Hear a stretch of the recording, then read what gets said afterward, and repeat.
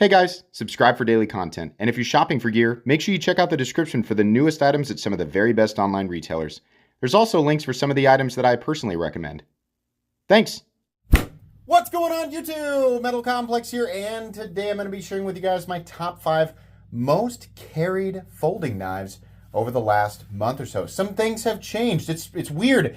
This last month I've been gravitating more towards less expensive knives. There's still, an expensive knife in there, but out of everything that I can choose to carry, I have chosen to carry a lot of less expensive knives this month. Most of this stuff is available, some of it not. I'll link everything that I can down in the description. It does help my channel when you use those links, but that's up to you. Thanks to my patrons for supporting me. So starting off here with number 5, we have the Tenable Shard with the blue blade. This one obviously being in the number 5 spot hasn't been carried nearly as much as the other ones, but I do throw it in my pocket periodically, mainly because it has that blue Cerakote blade. That is pretty much it. Like, the knife itself is a good knife. I reviewed this. I don't know if you guys have seen it yet, but it got a good score. This is an awesome knife, and it has aluminum scales, texturing, right? The blade steel is, I always forget exactly what the blade steel is. I'm sure it says on here somewhere. Is it 14C28N? Probably. That's, that's kind of the flavor right now. But the knife holds up really well. All I've done with it is just light cardboard cutting. I mean, that's, usually about as extensive as my use gets. But it does a good job. And if you're ever worried that a coating like this is going to come off from like light use, no, it's nowhere near the most durable coating. It's not a DLC, but it'll stand up to light, like standard use. If you're really going to like work this thing hard and chuck it across the driveway periodically, then yeah, it's going to come off of there. But no, light use, not gonna be a problem. I think that these aluminum and 14C28N, like the blue blade versions, are something like 60 to 65 bucks, which is, I think, great. This thing feels solid. It looks cool. It has the ambidextrous mounting position for the pocket clip. It even has a little bit of blue on the crossbar lock. But yeah, I think Tenable did a great job with this, and I've just really been enjoying it. I really hope that we start to see more Cerakote stuff from not just Tenable, but lots of other companies, because it's just fun, even if it isn't the most durable coating. Moving on here to number 4. This keeps coming back for good reason. I can't stay away from this knife. I know you guys are sick of hearing me talk about the Vision FG. The one that I modified with the original goat scales, I love that one. It just ends up kind of messing with the balance for me. And this one here with the clear scales is just lighter and more compact. And I've grown so used to this knife. It will, go months without being touched, and then it'll be carried like specifically be carried for like a week at a time and nothing else. And I just love this is the perfect version of the Super Lock. It's so good. It is still, in my opinion, the best dollar for dollar pocket knife in existence. It's not quite a budget knife, though, with the base price being about $68 or $69, but it is just absolutely incredible. There's still room for improvement. There's like little things that I would change here and there, but the Vision FG still stands in my book as like the king of dollar for dollar knives. Maybe not the king of budget knives, being as it's not, a sub $75 knife, but this is one of those knives that I'm real careful with this when I say this, but knives that literally everyone should own as long as it's legal. The Vision FG. I don't care who you are, you should own a Vision FG. This is a knife you need to try, you need to experience for yourself. It is so unbelievably friendly, so just automatic. I mean, the moment that you, what's that word? Intuitive. Like, as soon as you get this thing out, you're gonna know exactly what to do with it, even though maybe you've never handled it. Left and right mounting positions for the pocket clip, which is excellent. Of course, given that it is an ambidextrous locking system, the thumb studs are great, right? Can't wait for them to do the Buster, right? The big Civivi and Snex Buster that's coming. We all know it's coming, but I still love this knife. Didn't carry it quite as much as some of the other knives on this list, but definitely one that I absolutely love. Moving on here to number 3. This is a knife that I love more every single time I put it in my pocket. This is the Maguron Vor or whatever you want to say. This is a $43 knife, and in my opinion, it is the very best alternative to the Benchmade bug out. You can see here, this is clearly what they were going for, but they did make it their own thing. In my opinion, they made it better in every way. Obviously, if you're like, I have to have a USA made knife and, you know, the S30V is going to be superior to Maguron's 14C28N. Okay, if that's worth it to you, then you can definitely buy the original bug out. This is my bug out. It's obviously heavily modified because I cannot stand the injection mold plastic that Benchmade uses on their $180 base version of this knife. But I had to modify it. The Vacor is everything that I think is good about the bug out, except it has more solid feeling scales, and it also has a forward choil. This is stupidly thin behind the edge. This is such a nice, lightweight, compact knife without sacrificing the feeling of strength and solidity. I understand that Benchmade's, you know, the injection mold plastic that they use is plenty strong for what you're going to use it for, but it feels solid. It feels a lot better. And also, you are constantly reminded of the fact that this is only a $43 knife. Carrying the standard version of the bug out, a lot of times, every time I get it out, all I can think of is, this is a freaking $180 or whatever the base price is now. So if you've ever looked at that and thought, I like the idea, I like what they're going for, I like the thin, lightweight, compact, super slicey blade, I just don't want to pay that much for it, right? These are made in China, but this is about as perfect as it gets. This is the best alternative. And days where I don't want some bulky object in my pockets, right? If I'm wearing thinner pant material, right? If I'm, I guess, golfing, or if I'm going out to dinner or something like that, I just want to have a pocket knife on me. It's just big enough that I won't forget about it.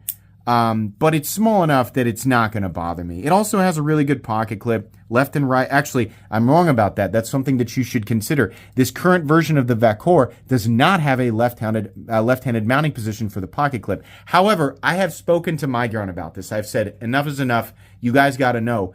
People want these left-handed mounting positions. So perhaps in the future, if you are left-handed, perhaps in the very near future, they will start making these for mounting positions on the left-hand side. This one is right-hand only. You can get these in a number of different, color setups, white and black, white for the scales, black for the blade. You can get a gray PVD blade, 14C28N. It is so stupidly thin behind the edge. This is such an awesome knife. I just love it. You might think like, yeah, right, you're really carrying budget knives. Like you can carry, you've got like multi-$1,000 knives. You can carry whatever you want. You're right. As a reviewer though, I tend to start gravitating towards things like cool factor's part of it, but convenience and the joy of carrying something that I don't have to worry about in terms of value. All the time, right? I've never lost a knife, but being able to carry something like this and know that it's easily replaceable and is still an invaluable tool. Yeah, there's a lot of joy in that. I mean, it should be no surprise that anybody would gravitate towards something like this. Very much enjoy this knife. Highly recommendable at $43. Moving on here, no surprise, number 2 is still the Demco Shark Cub. This is, again, in my opinion, not considering like, the price, like if we're going dollar for dollar, it's this guy. But if you want best overall EDC knife, Demco Shard Cub. I like the lock. It works similar to the Super Lock. Very similar, right? This is aluminum and 20CV. This is DLC coated 20CV on this particular version. There's a bunch of different versions you can get. There's, injection mold plastic and OS 10A. There's an S35EN version. There's a titanium version, aluminum, right? All of that. I'll link it all down in the description. All of this is so perfectly suited to the way that I like to EDC knives. I love this style of blade. I love the nose down. I love the big opening slot more than a thumb stud. Love the ergonomics. I love how thin and lightweight and compact this thing is. It's stupidly strong. Ambidextrous mounting positions for the pocket clip.